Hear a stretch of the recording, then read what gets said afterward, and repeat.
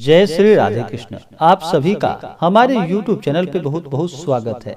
आइए आज सुनते हैं षटतिला एकादशी द्वादशी पारण के दिन तुलसी माता की कथा। तुलसी माता का भगवान विष्णु के पूजन में कथा में बड़ा ही इनका विशेष महत्व माना गया है। जब भी भगवान विष्णु का पूजन किया जाता है तो भगवान विष्णु के पूजन में भगवान को तुलसी दल अवश्य ही चढ़ाया जाता है। भगवान विष्णु को तुलसी दल अति प्रिय है। भगवान विष्णु को तुलसी दल चढ़ाना चाहिए और साथ में जब भी भोग लगाते हैं तो भोग में भी तुलसी दल चढ़ाने से भगवान विष्णु अति प्रसन्न होते हैं और अपना कृपा प्रदान करते हैं। हिंदू धर्म में तुलसी का बड़ा ही विशेष महत्व माना गया है। भगवान शालिग्राम के रूप में तुलसी माता का विवाह भी करवाया जाता है।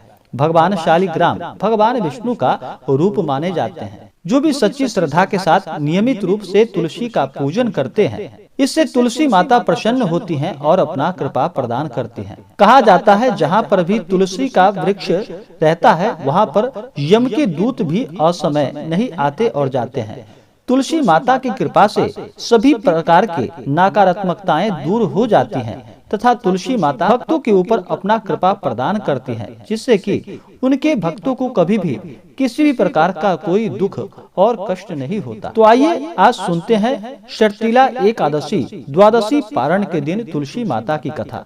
अगर आप हमें कथा के लिए अन्नदान, वस्त्रदान आदि के लिए ब्राह्मण दक्षिणा देना चाहते हो तो आप अपने श्रद्धा और सामर्थ्य के अनुसार हमें डिस्क्रिप्शन में जाकर के वहां से गूगल पे, फोन पे या अकाउंट नंबर के माध्यम से आप हमें ब्राह्मण दक्षिणा प्रदान कर सकते हैं।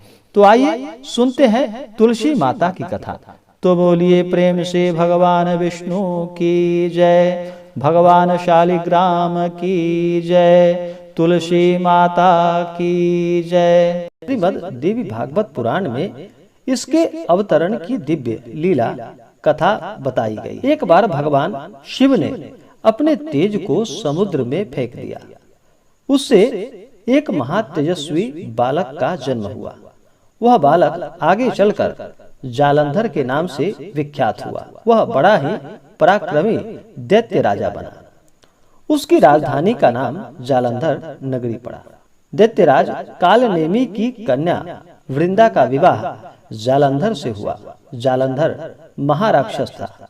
अपनी सत्ता के मद में चूर होकर उसने माता लक्ष्मी को पाने की कामना से युद्ध किया, परंतु समुद्र से ही उत्पन्न होने के कारण माता लक्ष्मी ने उसे अपने भाई के रूप में स्वीकार किया और फिर जालंधर वहां से पराजित होकर वह अब देवी पार्वती को पाने की लालसा से कैलाश पर्वत पर चल पड़ा और भगवान देवादिदेव महादेव का रूप धारण कर वह माता पार्वती के समीप पहुंच गया।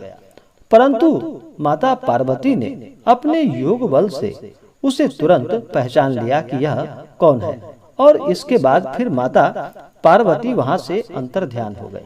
माता पार्वती ने क्रुद्ध होकर यह सारा वृतांत भगवान विष्णु को कह सुनाया। जालंधर की पत्नी वृंदा अत्यंत ही पतिव्रता स्त्री थी।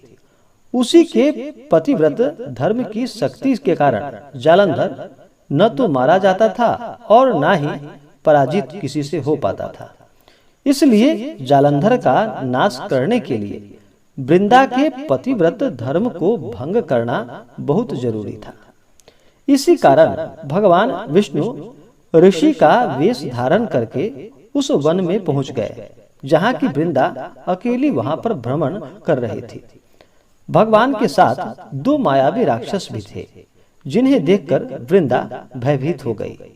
ऋषि ने वृंदा के सामने पल में दोनों को भस्म कर दिया। उनकी शक्ति देखकर वृंदा ने कैलाश पर्वत पर महादेव के साथ युद्ध कर रहे अपने पति जालंधर के बारे में उस ऋषि रूपी भगवान विष्णु से पूछा। ऋषि ने अपने माया जाल से दो वानर प्रकट किए। एक वानर के हाथ में जालंधर का सिर था तथा दूसरे के हाथ में उसका धड़। अपने पति की यह दशा देखकर वृंदा वहीं पर मूर्छित होकर गिर पड़ी और फिर बाद में जब होश आया तो उन्होंने ऋषि रूपी भगवान से विनती की कि वह उसके पति को जीवित कर दे। भगवान ने अपनी योग माया से पुनः जालंधर का सिर धड़ से जोड़ दिया, परंतु स्वयं भी वह उसी शरीर में प्रवेश कर गए।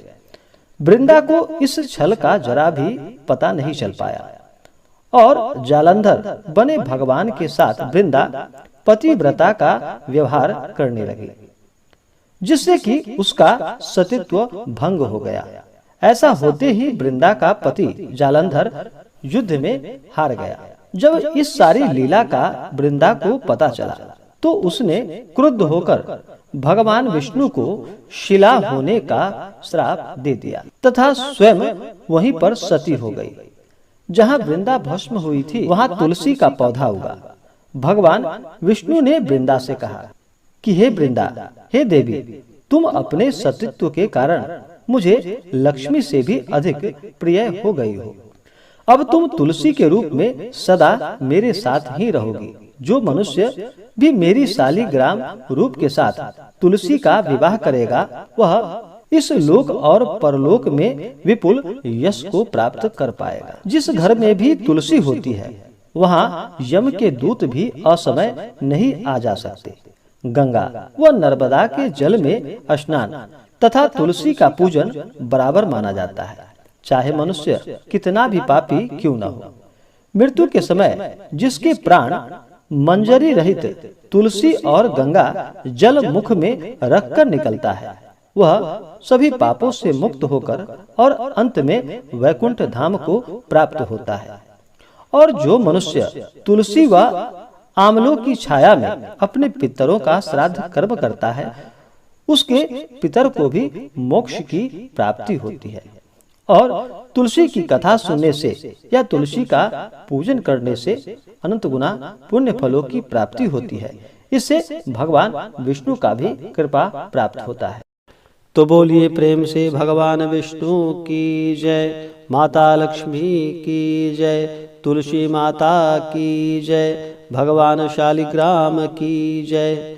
इसी प्रकार से जो भी भक्त, जो भी जातक सच्ची श्रद्धा के साथ, नियम और निष्ठा के साथ भगवान विष्णु का पूजन करते हैं, तुलसी माता का पूजन करते हैं, भगवान शालिग्राम का पूजन करते हैं, उनके सभी दुख और कष्ट दूर हो जाते हैं तथा सभी प्रकार के सुख और समृद्धि की प्राप्ति होती है।